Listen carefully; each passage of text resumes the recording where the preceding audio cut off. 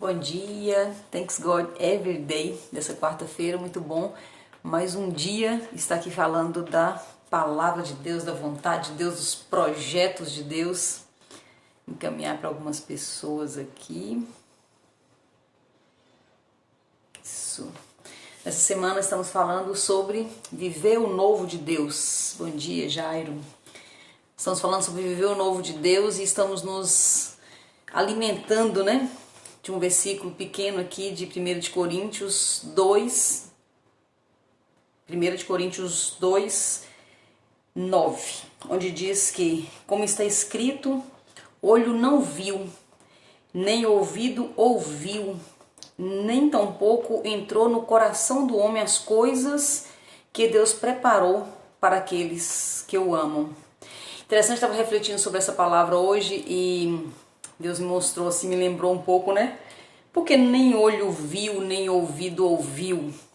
Isso aí já dá uma dica para nós, como que nós ficamos. Bom dia, minha amiga Carol. Como que nós ficamos presos às coisas que nós já vivemos. Quando fala nem olho viu, nem ouvido ouviu, tá dizendo os registros que nós temos aqui no nosso cérebro. Quando os olhos veem e quando os ouvidos ouvem, pode ser uma história minha mesma, como pode ser uma história de alguém próximo de mim, eu registro na minha mente. E aí quando vem alguma promessa, pode ser uma promessa de Deus, pode ser uma oportunidade que está acontecendo ali, pode ser qualquer coisa. Quando vem alguma coisa boa, eu estou prestes a acessar uma coisa muito boa na minha vida, olha que louco, rapidamente meu lado humano, o mais humano possível, rapidamente ele vem e checa nos meus registros se está de acordo ou se é bobagem. E onde é que está de acordo ou é bobagem? Se eu já vivi algo parecido ou se alguém já viveu algo parecido, aí eu digo, opa, tá certo, vai acontecer. Ou se ninguém nunca ouviu, eu falo, não, bobagem, isso não vai acontecer. Então nós determinamos se nós acreditamos ou não, e se nós colocamos fé, energia, força naquela oportunidade que está se apresentando na nossa frente, baseados nos nossos registros.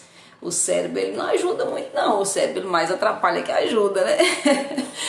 Esses dias a gente tava conversando com uma amiga, né? E nós já estamos em agosto, né? E ela falou assim, vou casar esse ano ainda, só que ela não tem nem namorado, né? Não tem ninguém, não conheceu ninguém, não tem nada. Então agosto pro final do ano tem 5 meses, né? Vou dizer assim, né? Ela falou, vou casar esse ano ainda. Então quando você ouve uma coisa dessa, se você acredita ou não, é baseado nos seus registros, né? E aí foi tão interessante que foi assim bem automático, porque na hora eu ainda comentei porque a Lorena Fernandes e o Clani, que são os nossos presidentes da Herbalife, né? Eles se conheceram e se casaram em 2 meses.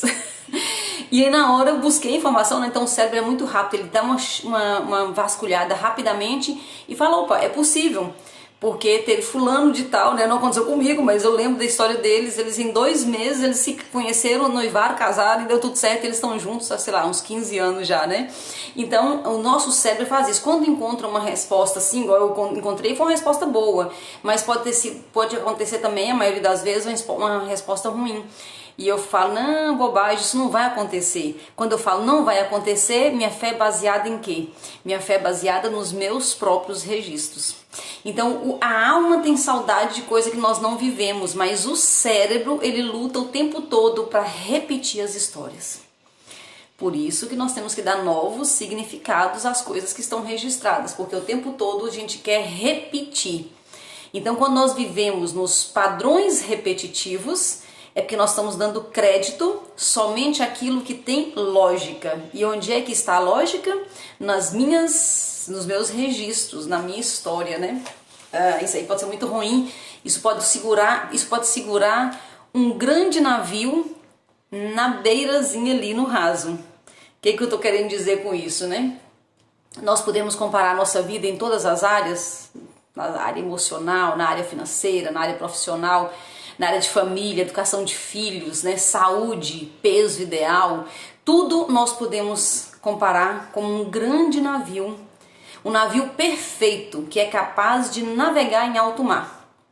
Assim somos nós, eu e você, criados à imagem e semelhança de Deus, para fazer coisas grandes, para navegar em águas profundas, para fazer muita coisa bacana e forte, grande, que é o nosso propósito. Mas nós sabemos muito bem que o que segura o navio no porto é o quê? A âncora. Então a âncora segura o navio, só que a âncora, ela parece tão bobinha, ela parece tão inofensiva. Que tamanho que tem uma âncora comparada com um navio? Nós podemos colocar assim, tipo uma proporção, seria tipo isso, né? Não tem nenhum sentido uma âncora, se a gente pensar logicamente, não tem nenhum sentido uma âncora segurar um navio, mas é isso que acontece. Às vezes precisa de mais de uma âncora, mas uma âncora ou algumas âncoras, elas são capazes de segurar um navio projetado para rasgar o mar. O maior navio que a gente puder pensar, esse navio ele pode ser segurado por uma âncora ou por algumas âncoras, né? Então a pergunta que fica depois disso para mim e para você é: sendo eu esse navio, a imagem e semelhança do Criador, esse navio potente que eu sou, qual âncora tem me segurado no porto? Ou quais as âncoras têm me segurado no porto? Essa âncora pode ser experiências emocionais, podem ser limitações autoimpostas, podem ser crenças crenças limitantes, né? Que vêm dos meus pais, que vêm, né, da minha família, que vêm do meio, das minhas experiências, pode ser muita coisa. Então a pergunta que nós temos que fazer essa semana e temos que ter essa resposta. Por que nós precisamos dessa resposta? É urgente, tem que ter essa resposta. Essa resposta vai gerar para você a base de um plano de ação para sair dessa situação, para sair desse porto. E aí eu lembro de uma pessoa que a vida inteira lutou contra o peso, né? A pessoa é obesa ainda, e aí ela identificou uma âncora, né? Então a âncora tem a ver com uma experiência do passado que ela teve. Que sempre é assim. Uma pessoa que emagrece, engorda, ela pode observar, ela tá com uma âncora ali. E assim em todas as áreas da nossa vida, né? Tudo que a gente vai e volta e fica repetindo as coisas, ali tem uma âncora. Mas é preciso identificar a âncora, mas só identificar a âncora não vai resolver. Em cima da identificação da âncora, eu crio um plano de ação para sair fora dessa âncora. Normalmente, o plano de ação começa com ressignificação. Ressignificando a nova história, e aí sim, um plano de ação mesmo. Vou fazer tal coisa assim, assim, assim, um plano de ação e gera ali um plano de ação e começa a fazer o que tem que ser feito. Alguma vez você já pegou um caminho errado? Eu lembro uma vez que a gente estava indo para Bahia, né? Eu morava em Minas ainda e nós estávamos indo de carro para Bahia. É perto, né? A Bahia ali é bem perto de Minas, né? Para praia, Porto Seguro, Ilhéus, aquela região ali. E aí nós erramos o caminho.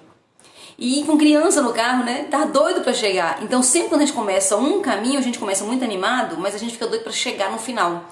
E no meio da situação nós começamos a ver, a gente conhecia muito bem o caminho, mas a gente começou a ver que estava um pouco diferente.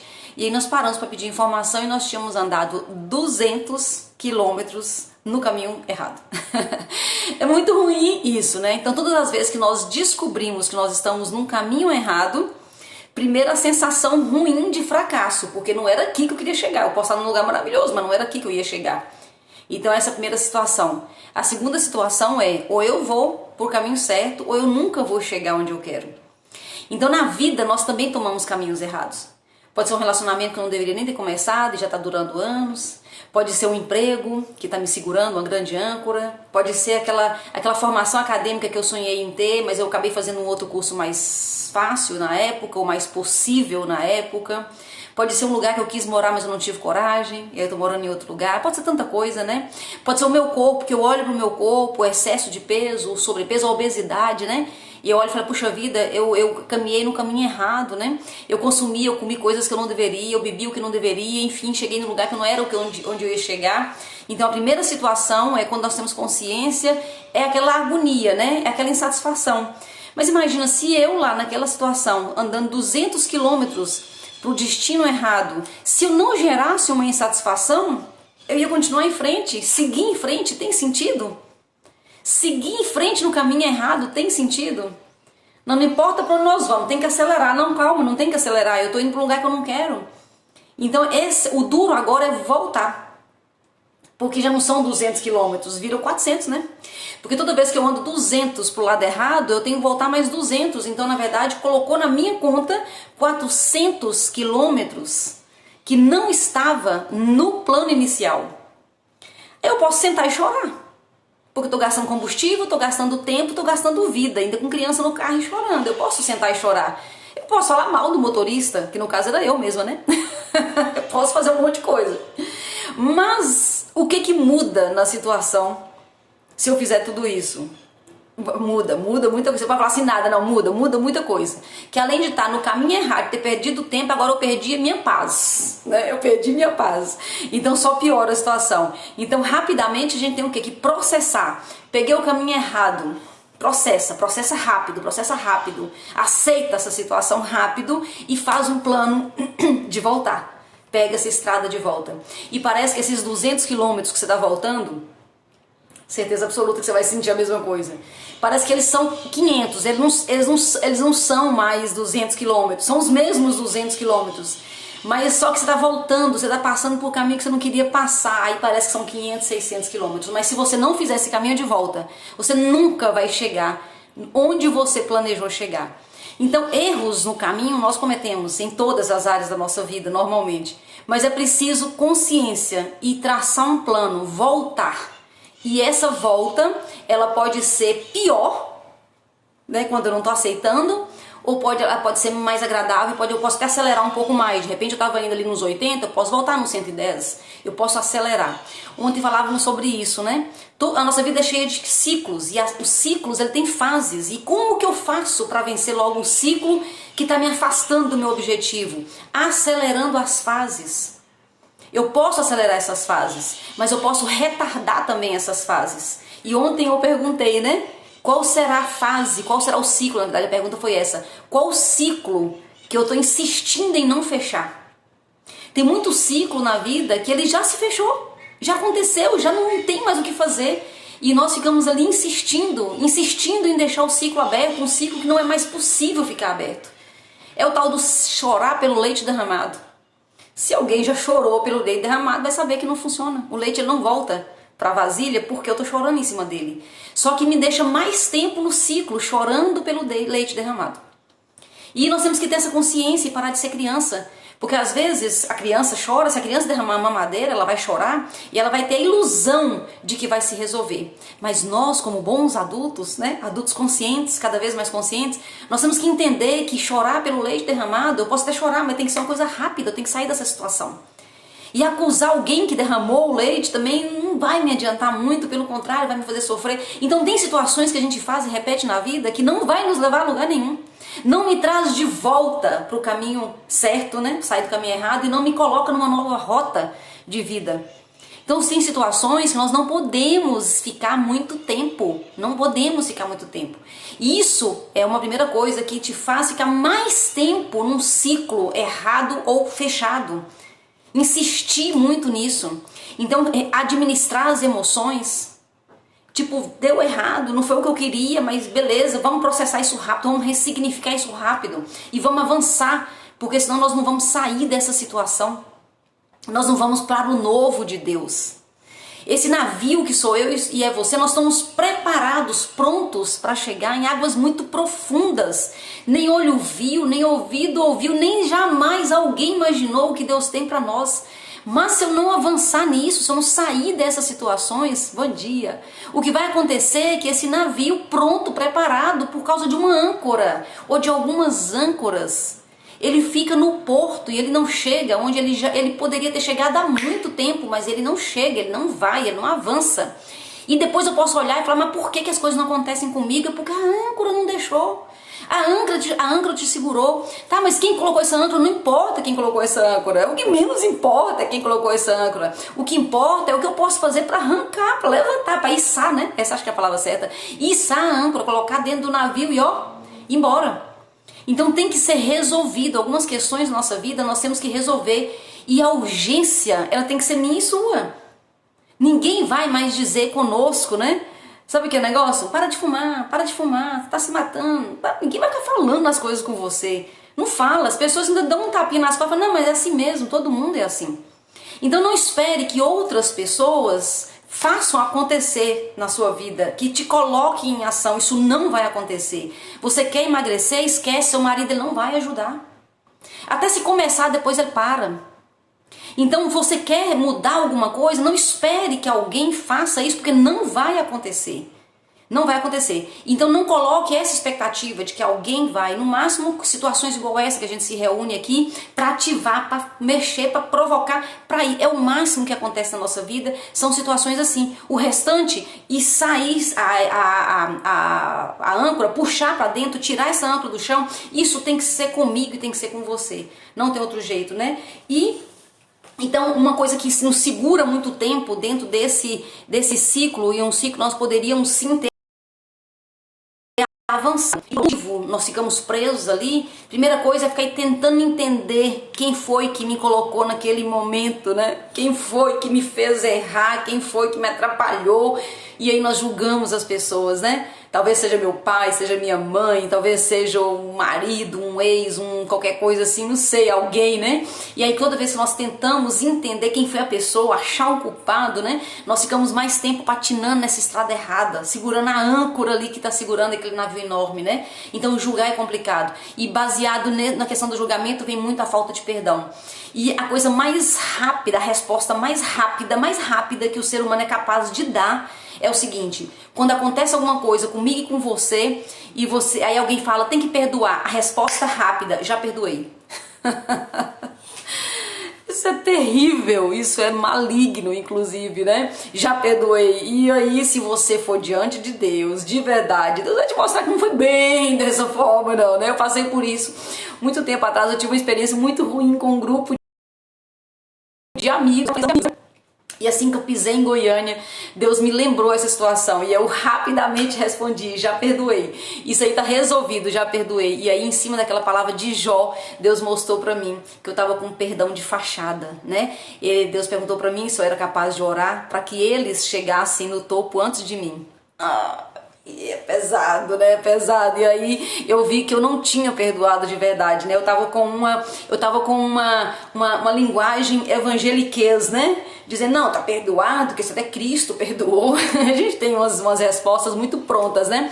E aí eu entendi que eu não tinha perdoado. Então, porque na verdade, na passagem de Jó, no finalzinho, mostra o seguinte, que Jó recebeu tudo o que ele queria, o dobro, o triplo ou mais, quando ele orava pelos seus amigos. Mas se você conhece a passagem, não eram bem amigos. Na verdade, era um grupo de amigos que tinham traído ele no início da história. Então, quando Jó orava pelos amigos, Deus restituiu para ele o dobro, o triplo e tudo se resolveu. E aí a pergunta que veio no meu coração era naquela situação, né? Eu seria capaz de orar pelos meus amigos que tinham me traído? E aí eu vi que não. Na verdade, o que eu chamava de perdão, eu estava só guardando uma gavetinha bem guardadinha e Deus me tratou nisso e foi uma bênção, porque aí realmente resolveu. E logo depois, um desses amigos precisou de mim. E foi muito tranquilo, que não era uma coisa que dependia muito, tipo, eu entreguei, não doeu. Então realmente eu estava ali resolvida. Então a falta do perdão verdadeiro pode me segurar, pode ser uma âncora muito pesada, muito pesada. Quando a gente perdoa não quer dizer que você quer conversa, que você quer ligação, você não dá de novo um crédito para aquela pessoa. Mas um bom teste é saber se a pessoa precisar, se você é capaz de orar para que ela alcance coisas boas, coisas grandes nessa terra. E aí nós deveríamos ser capazes, né? Mas essa é uma boa resposta para nós, né? E para acelerar, vou falar agora 3 coisas rapidinho para fechar nosso raciocínio. Como que eu posso acelerar, sair rápido, né, dessas fases, fechar esse ciclo e avançar e consertar a estrada, né, voltar para essa estrada rapidamente, a estrada certa. Primeira coisa é essa verdade. Então, quando eu assumi que eu não tinha perdoado ainda, isso é verdade. Né? Então às vezes nós temos palavras da boca para fora e nós temos para enganar até nós mesmos. Nós queremos fazer um bom discurso para ser uma boa pessoa na nossa comunidade, no nosso trabalho, com nossa família e até com a gente mesmo. E nós enganamos a nós mesmos, né? Então na verdade, se não for de verdade, não vai ter transformação. Então olha para o que você acha que pode ser âncora, mas olha de verdade. Isso realmente está me controlando? Isso está me segurando, que é isso que uma âncora faz, né? É muito comum, por exemplo, a pessoa fala que tem que parar de comer açúcar porque está diabético, por exemplo. Não, na hora que eu quiser eu paro. Tá bebendo, na hora que eu quiser eu paro. Tá gordinha, na hora que eu quiser eu emagreço. Isso é verdade ou isso é um discurso da boca pra fora? Você não precisa falar com ninguém, você não precisa ser verdadeiro com ninguém se você não quiser, mas você tem que ser verdadeiro com você, né? Então eu tenho que olhar pra mim e falar, realmente isso me controla? Isso é uma âncora que me segura? Ou eu tô com conversinha aqui pra enganar quem? As pessoas podem se enganar. Se você for bom de lábia, você engana quem você quiser. Mas só que não adianta, você vai ficar segura, uma âncora. O que adianta? As pessoas acharem que eu sou incrível, fantástica, mas eu tô presa por uma âncora. O que vai me adiantar? Então, primeiro é a verdade. Essa verdade traz a segunda coisa, que é autoconsciência. Autoconsciência. Nós temos muita necessidade de agradar os outros. Quando a gente fica livre disso, eu vou ver quem eu sou de verdade. Você pode achar que eu sou maravilhosa, mas não adianta. Se eu não souber quem eu sou, eu não vou chegar em lugar nenhum. Autoconsciência, eu sei exatamente o que eu tenho que mexer, eu sei exatamente onde é que eu tenho que tocar. Eu posso não querer falar com você, mas eu tenho que falar comigo. Eu tenho que ter essa verdade. E a terceira coisa, fecha esse raciocínio, que é a intimidade com Deus. Tudo isso vem de uma intimidade com Deus, né? As pessoas cobram muito, né? As pessoas cobram muito de mim, de você. Nós somos muito, muito cobrados de todas as pessoas. A sociedade tem que ser incrível o tempo todo. E aí por isso a gente cria as máscaras sociais, né? É o ego, né? A máscara social. Mas intimidade com Deus. Deus sabe de uma coisa muito interessante. Deus sabe que nós somos muito piores do que nós pensamos.